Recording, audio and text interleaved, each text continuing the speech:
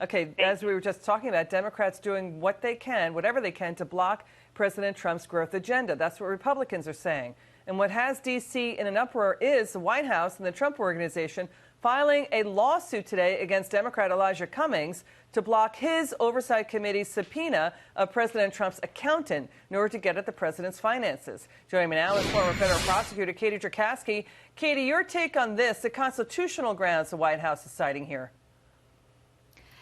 I absolutely agree with what the White House has cited. I think that the Supreme Court case law really supports the president in trying to quash the subpoena. This effort by the Democrats is just another attempt to get some bad information on the president because the Mueller report didn't deliver. And I think that the White House has very good legal grounds on which to oppose this. You know, the White House is the same argument they're using against the attempt to get the president's tax returns. As we've been reporting last year, it's bringing up a SCOTUS decision that Congress's mandate is about legislation. Yes, Congress does oversight as well, but the White House in its fight with Elijah Cummings is saying you have a constitutional grounds to legislate. Yes, oversight. Oversight, though, is supposed to end up in legislation. So what kind of legislation could they come up with by going after his finances?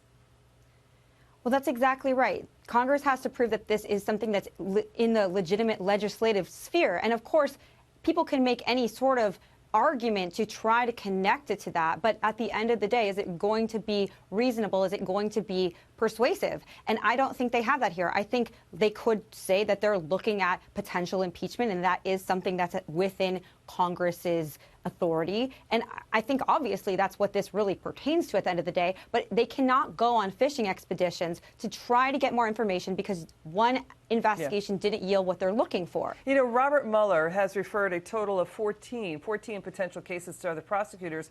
But Katie, there's this. What started it all? That Steele dossier. Misgivings about that Steele file were out there 2 years ago among the FBI and investigators. New York Times reporting that the Mueller report reveals how false and fake the Steele file was. Your reaction to that?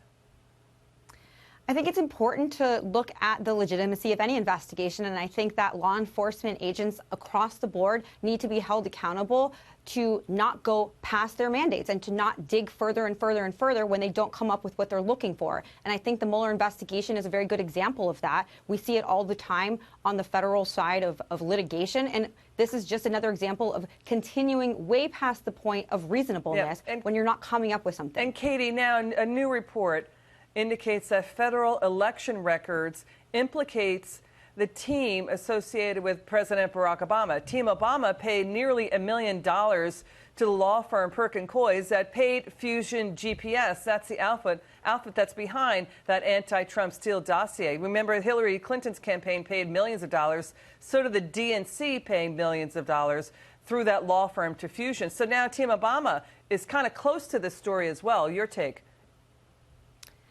Yeah, I think that the more the Democrats dig, it could get worse for people that they didn't intend to target in this. And I think that's a real risk that they're running here. So they want to continue down this path, keep questioning everything that came out of the Mueller report because it wasn't what they were looking for. But it could end up really backfiring for them. Yeah, again, Team Obama, that information shows that it's closer to what happened than previously thought. We know about the unmasking and all of that, but this happened all under the Obama administration's watch. Katie Cherkasky, thank you so much for joining us.